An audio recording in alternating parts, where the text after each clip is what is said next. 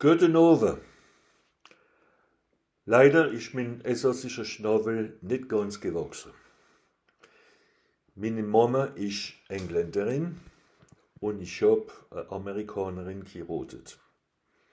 Ich gehöre zur Generation, wenn es nicht toleriert ist, in elsässischen Schule zu reden. Seit 78 lebe ich im Ausland. Zuerst in Paris, wo ich studiert. Dann habe ich 40 Jahre bei Michelin geschafft. Zuerst in Dauvergne, dann in Dänemark, Hongkong, London, dann wieder in Auvergne. Seit 96 wohne ich in Amerika. Leider in Greenville redet man nicht Elsässisch. Es ist nicht wie in Castroville. Und leider muss ich sagen, dass wenn ich heim in Straßburg komme, höre ich nicht viel Elsässisch reden. Wenn Leute fragen, was ich bin, sage ich bin ein Elsasser Amerikaner.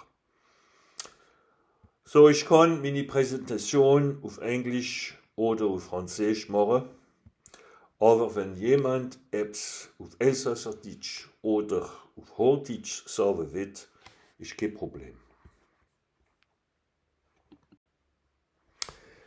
Lycéen à Neudorf, dans les années 70, j'ai eu la chance d'être élève pendant plusieurs années d'André Weckmann. Dès le lycée, j'avais l'habitude de lui rendre visite le dimanche après la messe pour prendre l'apéritif. Toujours un Hammerside.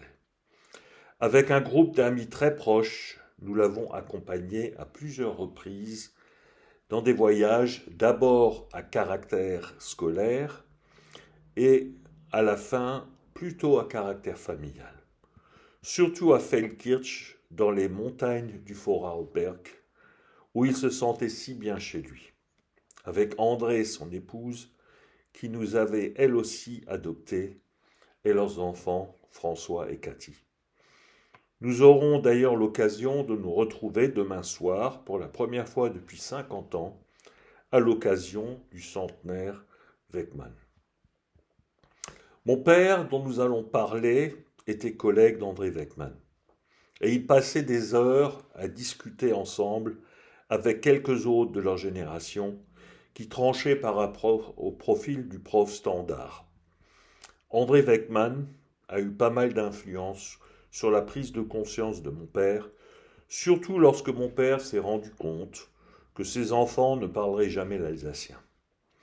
Il a tenté de me sauver, et je me souviens comme j'ai passé un été studieux à 11 ans pour apprendre l'allemand suffisamment pour justifier une inscription en 6e allemand fort. Ce qui fut pour moi providentiel. Et peut-être parce que je ne pouvais pas revendiquer l'alsacien comme langue maternelle, puisque ma mère était anglaise, cela m'a rendu très attentif à la situation linguistique absurde de l'Alsace. Et j'ai pu le faire sans complexe. Ma prise de conscience alsacienne fait que j'ai adhéré au Schickele-Kreis, auquel mon père faisait d'ailleurs partie. Une petite anecdote, je me souviens que le jour des épreuves du bac de français, donc en 1975, mon père, qui pourtant était enchanté de me voir affirmer ma conscience alsacienne, m'avait enjoint de faire attention et de ne pas me faire remarquer pendant l'examen oral et exposer mes convictions. J'ai suivi son conseil et obtenu une excellente note à l'épreuve orale. Mais le soir même, quelle ne fut ma surprise de retrouver au Schickele-Kreis mon examinateur qui n'était autre que Jean-Pierre Schmittler.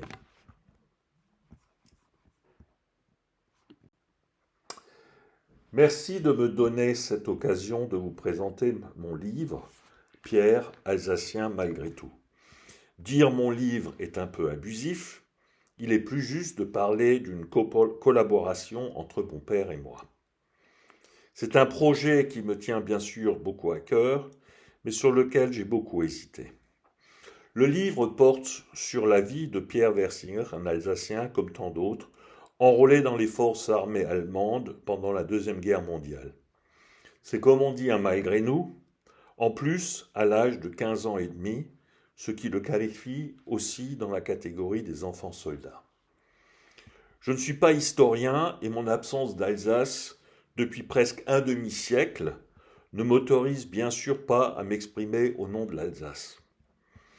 Mon seul but ce soir est de vous livrer un témoignage aussi fidèle que possible sur la vie d'un Alsacien que je connaissais bien, en essayant de montrer sa vie aux prises avec ses changements de nationalité et de langue, son incorporation qu'aux lycéens, ses évasions et comment s'est exprimé son sentiment profond d'appartenance alsacienne, ses réactions face à l'évolution vers la francisation et ses changements de repères culturels. Je ne suis pas capable d'évaluer à quel point son ressenti est représentatif de celui de la majorité des Alsaciens de sa classe d'âge. C'est le rôle des spécialistes, historiens et autres, de le déterminer.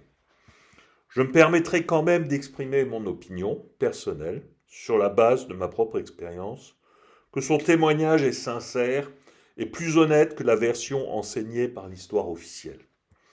J'espère que notre discussion tout à l'heure nous permettra d'avoir un échange sur ce point. Avant de décrire les grandes lignes de sa vie, j'ai pensé utile de partager la genèse du livre, l'histoire de l'histoire. Quand, entre 1980 et 2010, la littérature alsacienne a vu le développement d'un genre particulier, avec les nombreuses publications de récits de Malgré nous, mon père réagissait souvent par rapport au caractère uniforme et manichéen de la plupart de ces récits. Cela m'a amené à le challenger et à l'inciter à laisser son propre témoignage. Je lui disais, tu n'as qu'à écrire toi aussi. Papa s'intéressait à l'histoire, il s'était pas mal investi dans l'histoire de ses parents, mais à ma connaissance, il n'avait pas travaillé sur ses propres mémoires, sauf quelques textes rédigés pour obtenir le statut d'ancien combattant. En Alsace, pour les 80 ans de ma mère, j'ai eu l'idée de mettre mon père devant une caméra vidéo. C'est ainsi que j'ai pu réaliser environ 4 heures d'enregistrement en français, couvrant son enfance et son adolescence jusqu'à son retour de la guerre le 12 décembre 1944. Par la suite, je le relançais souvent en lui répétant « Mais schrive !» Mais il ne m'avait pas dit qu'il avait commencé à écrire. À sa mort, le 23 novembre 2017, j'ai eu la charge de rédiger son eulogie. Sa publication m'a valu des réactions très favorables. Ceci m'a incité à diffuser une dizaine de pages rédigées par lui que j'avais trouvées et qui ont suscité des réactions unanimes sur le thème « Thierry, tu dois absolument écrire sur la vie de ton père ». En 2018, pour échapper aux rigueurs du climat alsacien, ma mère décida de s'établir en Bretagne, au climat plus en phase avec les attentes d'une native de Jersey, une des îles anglo-normandes au large de la Bretagne. À cette occasion, j'ai organisé le déménagement vers Greenville des archives familiales et de la collection d'Alsatique de mon père. Mais ce n'est qu'après mon départ à la retraite en avril 2019, après 40 ans chez Michelin, et surtout l'intermède Covid, que j'ai pu commencer à dépouiller les archives familiales. En décembre 2019, le livre de Dany Wilmé sur la famille de ma grand-mère paternelle pendant la guerre de 14-18 a été publié. Mon père et son frère André s'étaient beaucoup impliqués dans ce projet. C'est un épisode peu connu de l'histoire alsacienne.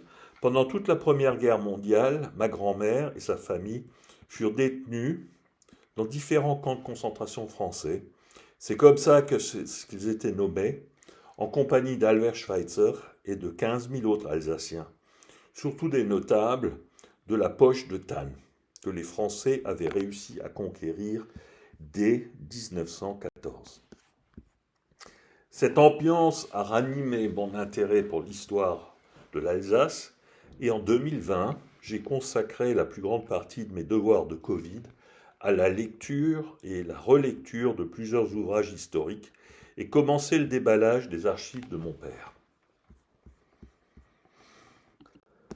Mais ce n'est qu'en 2021 qu'à mon grand étonnement, j'ai trouvé plusieurs cahiers d'école écrits de son écriture illisible de médecin, rédigés en anglais. De là date ma décision d'écrire ce livre. À partir de la retranscription verbatim de l'interview vidéo de mon père, j'ai rédigé en mai 2021 la trame de l'ouvrage portant sur les origines familiales, son enfance, la guerre et ses deux évasions. Après les avoir scannés, j'ai retranscrit les manuscrits en anglais, puis les ai traduits en français. J'ai également dépouillé pas mal de photos et d'autres documents. La fusion des différents textes m'a pris plus de temps que prévu, en raison de répétitions, de l'absence de dates précises, de récits parfois confus, notamment concernant le passage éclair à l'Est et sa deuxième évasion. J'ai eu la chance de pouvoir m'appuyer sur plusieurs membres de ma famille et amis.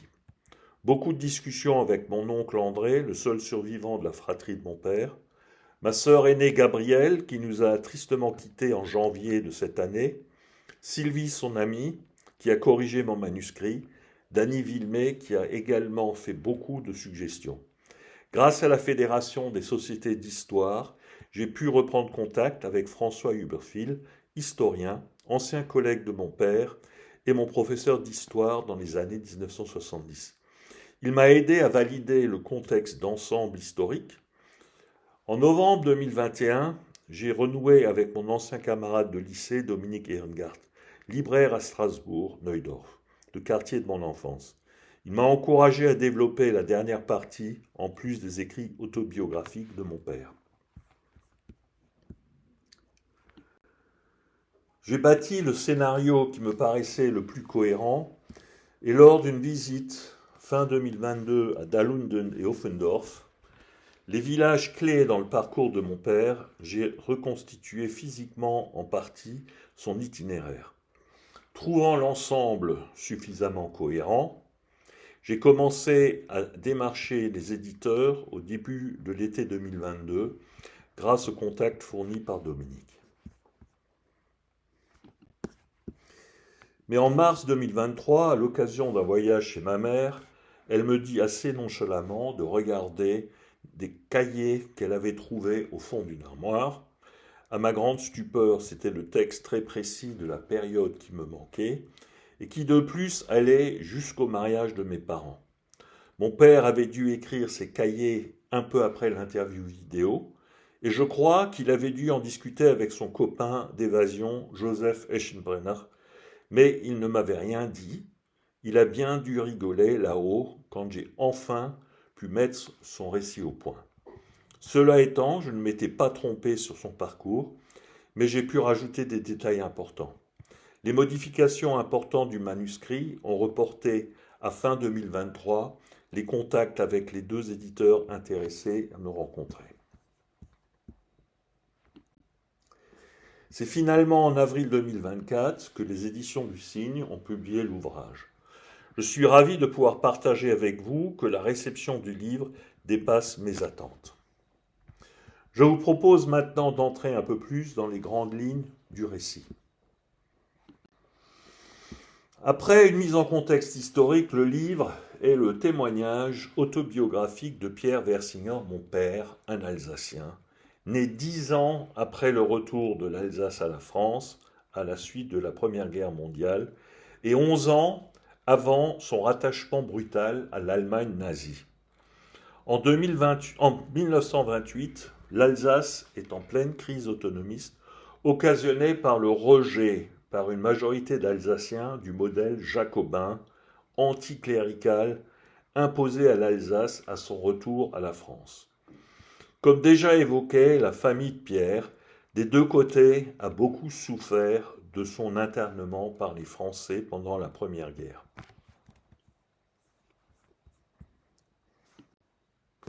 Le père de Pierre, Alphonse, était instituteur. L'instituteur jouait un rôle très important dans son village, le seul notable du village à parler le français. Il cumulait le rôle de secrétaire de mairie et aussi d'organiste. Alphonse se considérait comme alsacien-lorrain, ni allemand ni français. Bien qu'autonomiste, son sens de l'honneur s'exprimait aussi dans sa loyauté pour son employeur, l'État français, et le respect dû aux autorités légitimes. Les parents de Pierre faisaient partie des rares Alsaciens qui savaient s'exprimer en français. Après l'effondrement de l'Allemagne de 1918, personne n'envisageait la possibilité d'une revanche allemande.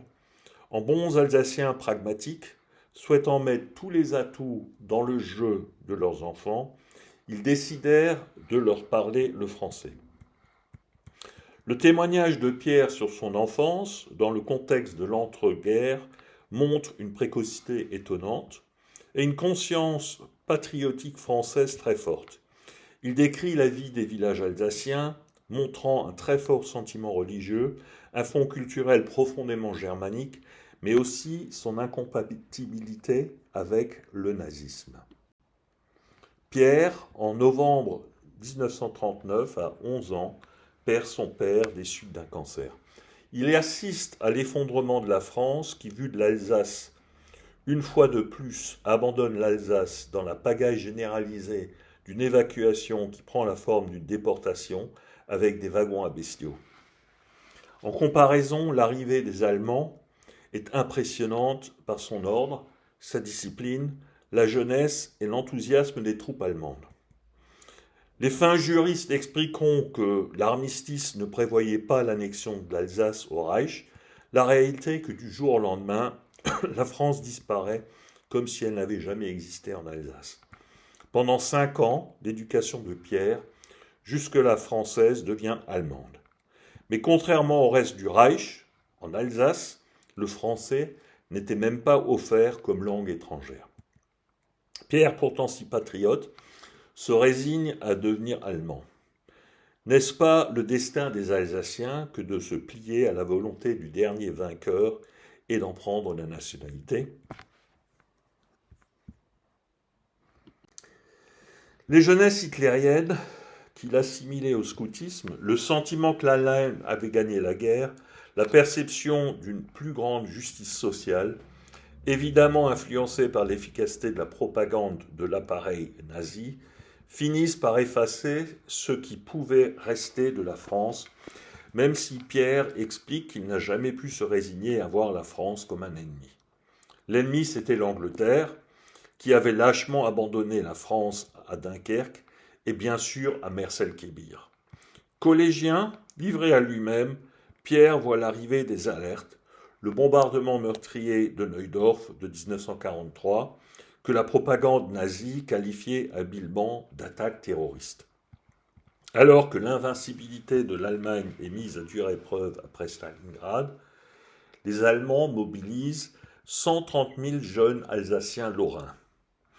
Envoyés principalement dans l'enfer du front de l'Est, un tiers ne rentreront pas chez eux, ce qui explique que l'Alsace a le plus fort taux de pertes militaires de France pendant la Deuxième Guerre. À partir de mars 1944, à l'âge de 15 ans et demi, Pierre devient Luftwaffenhelfer, à Strasbourg, puis à Karlsruhe, en Allemagne.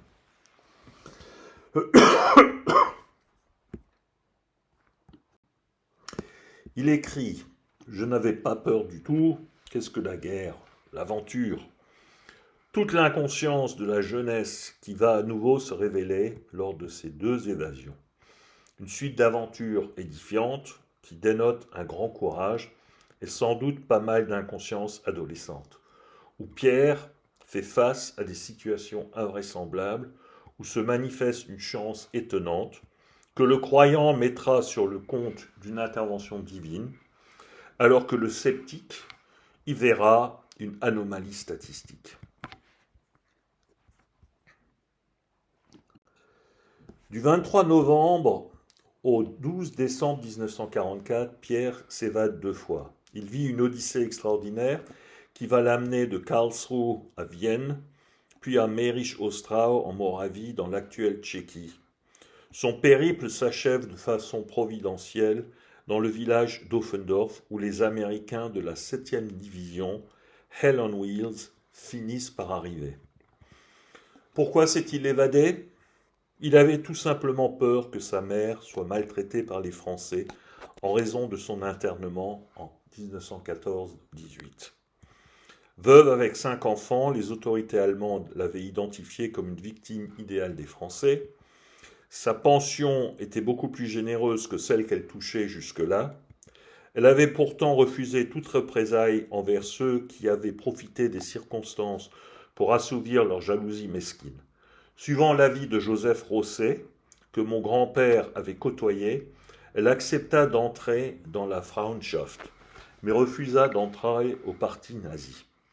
Comme catholique sincère, elle ne pouvait se résoudre à adhérer à un mouvement foncièrement antichrétien prônant la haine.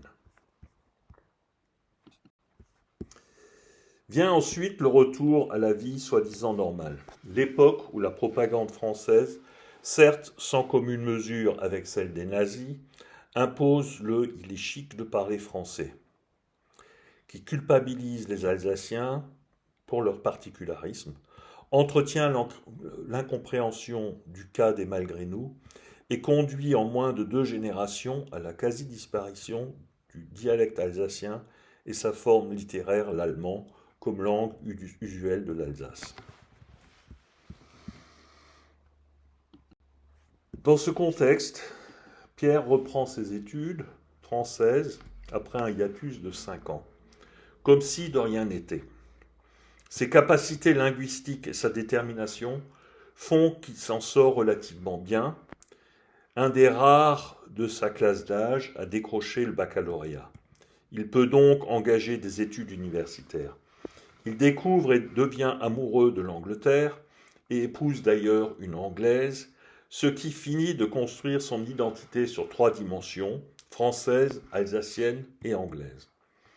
Son parcours montre la complexité d'avoir fait partie de la Flak Generation, mais aussi sa détermination à réussir sa vie de père de famille, d'enseignant, d'Alsacien. Alors que l'ambiance se détend à partir des années 1970, revendiquer sa culture alsacienne redevient possible sans risquer d'être accusé de nostalgie suspecte. Pierre peut affirmer ses engagements et contribuer même modestement à ses espoirs d'une renaissance alsacienne. Il se résignait à voter pour les gaullistes et leurs successeurs, comme l'immense majorité des Alsaciens. Il était très méfiant par rapport à la gauche, toujours jacobine et anticléricale. Ayant échappé au front russe, il n'avait pas l'expérience directe de ses nombreux camarades internés à Tambov qui en ont gardé une méfiance de tout ce qui était communiste. Les circonstances familiales font que nous avions de la famille en DDR, qui nous ont donné l'occasion d'y voyager à plusieurs reprises dans les années 60-70. Je me souviens comme papa et ma grand-mère avaient été troublés par les slogans omniprésents à l'occasion du 20e anniversaire de la DDR, les mêmes que ceux de l'Allemagne nazie, à la différence que socialiste avait remplacé national-socialiste. Cela m'avait d'ailleurs valu une prise de conscience que les chars russes étaient à moins de 300 km de Strasbourg, et donc pas très convaincu par les slogans « Lieber Rot als Tod » des pacifistes manipulés par les marxistes de service. Papa craignait le caractère écolo-gauchiste des nouveaux mouvements régionalistes, même s'il éprouvait de la sympathie pour tous les mouvements promouvant une renaissance alsacienne. Il regrettait l'absence d'un nouveau Heimatbund, permettant à des Alsaciens avec des points de vue très différents de s'unir pour obtenir un statut de l'Alsace dans la continuité du Reichsland, remettant la langue allemande à sa juste place et rétablissant l'alsacien comme langue véhiculaire normale. Il regrettait l'absence de leaders politiques alsaciens de la trempe Ricklin, Rosset, Dalet. Bien qu'opposé à toute forme de violence, il lui arrivait par dépit de regretter que les Alsaciens ne soient pas un peu comme des Corses. Un jour, je me souviens que lui et André Weckmann, excédés par leurs collègues du lycée, formatés gauche, bien pensante, jacobine, s'étaient remonté le moral mutuellement en alsacianisant le slogan fétiche du FLN en répétant Jetzt langt's, la valise ou le cercueil. Papa aimait son Alsace, mais avait honte de la pusillanimité de beaucoup de ses compatriotes, et particulièrement des politiques alsaciens des années lunaires, avec les Bordes, Bayard, Grossmann. Comme fonctionnaire de l'éducation nationale, il devait bien sûr lui aussi composer avec le pragmatisme alsacien, mais réagissait quand des Alsaciens écorchaient son patronyme Versinger en Versinger, pourquoi pas Torix. Il avait pitié des Gengendin Jean Janvin et autres Alsaciens à l'accent alsacien à couper au couteau, jurant ne parler que français. Je me souviens que nous voyions souvent un brave Alsacien se promener près de chez nous. On l'entendait parler à son petit-fils dans un français épouvantable, mais en alsacien avec son chien. Comme évoqué dans le livre, il était sorti de sa réserve en compagnie de Raymond Madsen et d'Eugène Phillips, participant à des séances d'information, pour convaincre les parents d'élèves germanophones de choisir l'allemand comme première langue vivante pour leurs enfants. Papa s'était fait mal voir par ses collègues professeurs d'anglais quand il prenait parti contre les intérêts de sa corporation. Après l'affaire ubuesque des maternelles bilingues franco-allemandes de Bordeaux, lorsque le rectorat de Strasbourg s'était opposé à une expérience identique en Alsace en évoquant le souci de ne pas traumatiser les petits Alsaciens, papa se présentait à qui voulait l'entendre comme un traumatisme linguistique ambulant. Parlant français jusqu'à l'entrée en maternelle, alsacien en maternelle et dans la rue, français à l'école primaire, allemand jusqu'au lycée, français au lycée et immersion anglaise. Comme son père, Pierre finit par se sentir d'abord alsacien, mais sans amertume pour les grandes nations rivales qui, comme les parents égoïstes d'une famille désunie, instrumentalisent leur enfant en le sommant de prendre parti. En bon Hans im Schnokeler, il se réservait le droit, selon l'humeur du jour et les circonstances, d'exprimer des sentiments oscillant entre l'indifférence et l'enthousiasme pour la France ou pour l'Allemagne. Il trouvait indécente cette attitude de la France d'exiger des Alsaciens une dette de reconnaissance pour avoir servi à venger son orgueil national blessé, alors que la France n'a pas hésité à abandonner l'Alsace quand cela l'arrangeait, comme un ballon qui lâche du lest. Son sens aigu de la justice l'amenait à prendre le parti de l'Allemagne quand celle-ci se trouvait systématiquement diabolisée par les mêmes qui angélisaient la France, la grande nation orgueilleuse. Oui, les crimes du nazisme étaient épouvantables et inexcusables. Mais pourquoi constamment en bannir les crimes de l'impérialisme français ? L'alliance contre nature de la France avec les Ottomans contre les Habsbourg, le siège de Strasbourg par Louvois, les massacres du Palatinat, le sac de Turckheim par Turenne, qui a pourtant sa statue sur le lieu même de ces crimes, le général Westermann, le boucher de la Vendée, et tous ces généraux alsaciens de la sanglante Révolution française et de la terreur napoléonienne. La haine revancharde de Clémenceau s'opposant à l'aide alimentaire des États-Unis en faveur de l'Allemagne, faisant face à la famine, au prétexte qu'il y avait 20 millions d'Allemands de trop. Ou les viols et pillages à grande échelle des goumiers marocains au service de la France de la fin de la Deuxième Guerre. Comment oublier que la France n'avait jamais pris le risque de consulter les Alsaciens, que ce soit lors du coup de force de Poincaré en 1918, déclarant le plébiscite est fait, ou la récente fusion contre nature de l'Alsace dans le Grand Est. Il s'en prenait parfois à regretter que les Alsaciens avec leur docilité germanique, ne s'inspirent pas du nationalisme corse. Mais bien conscient de la réalité des changements de souveraineté, toujours payés au prix fort par les Alsaciens, ils se résignaient au statu quo et refusaient de se complaire dans le rôle de victime perpétuelle, obnubilés par la perspective de réparation historique et l'exigence de repentance historique. Il aimait bien sûr la France, reconnaissait que c'était un pays magnifique et n'aspirait qu'à pouvoir vivre en paix dans une Alsace au sein d'une France lui permettant d'assumer toute son histoire sans complexe et sans mensonge. Son intuition historique lui faisait redouter que la France finisse par subir une expérience similaire à celle de l'Alsace, perte d'identité culturelle et linguistique sous l'effet de l'adoption d'une sous-culture anglo-saxonne globalisée sur fond de délabrement moral et religieux, incapable d'assimiler une immigration islamiste incontrôlée.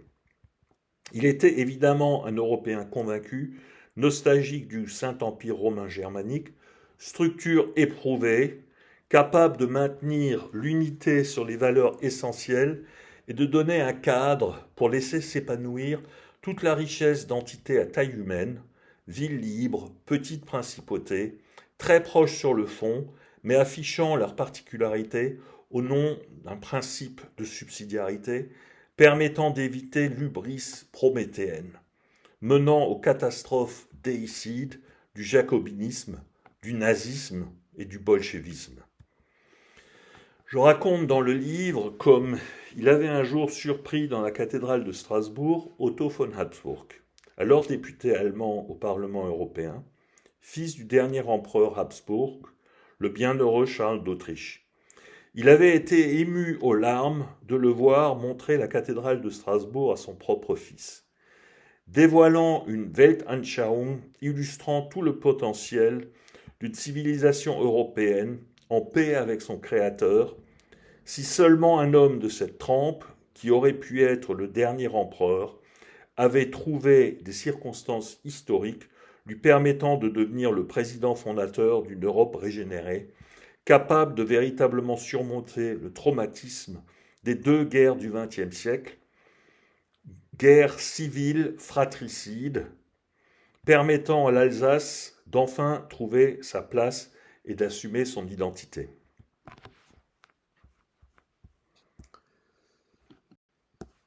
Pour conclure, je voudrais vous confier quelques réflexions personnelles. L'histoire de mon père, et je crois assez typique des Alsaciens de sa génération, est différente du récit standard de l'histoire officielle.